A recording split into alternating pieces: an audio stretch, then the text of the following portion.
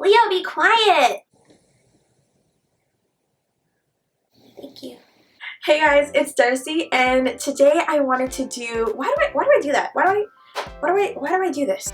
Today I wanted to do a video about my top 10 favorite hair products. Now this isn't just going to be about like hair products like actual shampoos and conditioners, but about everything, okay? You'll see what I'm talking about, like hair products, hair tools, everything. So let's get started. So I'm gonna start with what you guys are here for, which is product recommendations. So the first thing that you're going to need for your hair, for anyone's hair, is a really good shampoo. I actually like to use a sulfate-free shampoo. That is my preferred shampoo. And this is the shampoo that I'm using right now. It is the Diva Curl Low Poo. Now I actually love the No Poo, which would have absolutely no harsh cleansers at all, but the Diva Curl Low Poo is all they have at the local salon like near my house, and I would have to order it online to get the No Poo. So I get the Low Poo, which works just as great, though it is a tiny bit harsher than the No Poo. So if you're looking for something super gentle, then I'd recommend the Diva Curl No Poo, or even better, the Diva Care No Poo, because Diva Care is for people with colored hair, so it would be even more gentle. So basically you want to look for a shampoo that's going to clean your hair but not strip it of all of its oils, and your hair should feel clean but moisturized after you use your shampoo.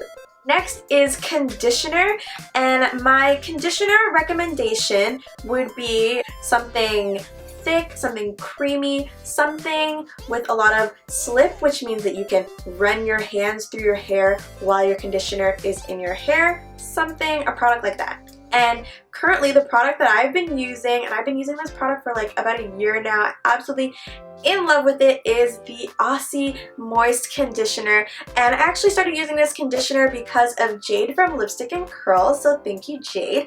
And this product is absolutely, every time I use it, I get compliments because it smells like coconut, and everybody loves coconut. It just smells freaking amazing. Now I have the giant bottle here that I get at Walmart. I love how it says like up to 100 uses. 100 uses.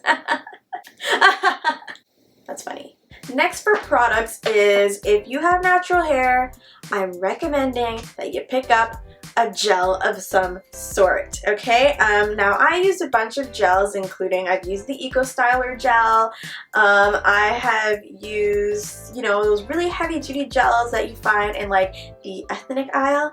But my favorite gel of all time will always be the Herbal Essences Set Me Up Gel. I love this stuff. It's not too heavy, but not too light, and you also don't need a lot of it on each section. It always goes on smooth. It never flakes on me. Eco Styler gel flakes on me a lot. This never ever flakes on me, and it just goes smoothly with every conditioner that I own. So this is my tried and true right here. Like if I really need a really precise, defined style, then I'll go for my Eco Styler gel, but for my everyday wash and goes, this is the boo. This is bae right here. And then another gel that I like is the Ampro Styling Gel. Now this is the brown gel. I believe it has extra protein in it. This is the brown gel. They also have a clear gel, and they probably have more than that, but I usually use the brown gel or the clear gel. Now I do use this gel all over my hair for wash and go sometimes. It is sort of like a dupe for the Eco Styler gel, but lately I have been using this gel for my edges. But I'm edges, girl. If you want to lay your edges, you want either some sort of control paste or some sort of heavy duty gel like this, and then I just take an old toothbrush and I just... Next for hair products, I'm going to recommend, if you're going to be putting any heat on your hair, is to use a heat protectant. And of course, everyone and their mama uses the Thermal Creations. And everybody uses this. This is just basic heat protectant. You can use any brand that you want, but this one is cheap and easily accessible in most places. Next, I'm going to go into heat styling tools. So the first one is this hair straightener right here. I don't even know what this is freaking called, but it costs a fortune from Sephora, and you really don't need to buy an expensive straightener. I'm sure that the straighteners that they have at the drugstore work fine, but for some reason I bought a really expensive straightener a couple years ago, and this particular one has a dial which you can set the temperature at. Some flat irons don't have any temperature settings at all. If you're okay with that, that's fine. But I prefer having some sort of temperature control. This one just has like little dots. So like the last setting has 4 dots as like the highest setting. Make sure that you are getting a flat iron that caters to your needs, because some flat irons do put the exact number of degrees onto the flat iron so that you know what you're putting on your hair. Next, what I've got going on my hair right now is from a curling wand. I have not used a curling iron, like an actual curling iron, since I bought a curling wand. And this is the Remington curling wand. Very common. A lot of people have this. You can get this at Target. That's where I got mine. You can probably get it at the drugstore. It's just a cheap curling wand, but it works great. And this does have temperature control. So over here it has like a little screen right here, little screen. And the temperature comes up on here, and you can go up and you can go down, and you can even lock it to the temperature, because when I'm doing my hair, I'm touching the screen part. My hand touches the screen part, and if you don't lock it, it's gonna change the temperature or even turn the iron off completely while you're doing it, because like your fingers are pressing the buttons while you're using the iron. So it actually has a function where you can lock the temperature, so it is really, really cool that way. So I really like this particular one. I'll try to link it in the description box below. Hopefully I can find it online somewhere. But of course I had to blow my hair out before I used the curling wand, so that's what this bad boy is for. And this thing, I don't know how long I've had this thing. Like, look, it's chipped in the front here. You see that? This part is gone. Like, I've had this blow dryer forever. Like, probably, I'm gonna say more than 10 years. So I have no idea where this thing came from or anything. It's the Cachette Pro? I don't know. This blow dryer is awesome. It really gets my hair really flat, but really any blow dryer will do. You can't mess up a blow dryer. It just blows air. Just make sure that it has settings that you can control. And it has this little cooling button, because this little cooling button comes in handy. Actually, if you finish off your hair, whether you're diffusing it or blow drying it, if you finish it off with the cool setting, then your hair will actually feel softer and shinier, because the cold air is closing up the cuticles of your hair, and that's what makes your hair look and feel shiny when its cuticles are. Now next, if you don't want to have to deal with all of that heat and nonsense on your hair, then here's what you need. Rollers.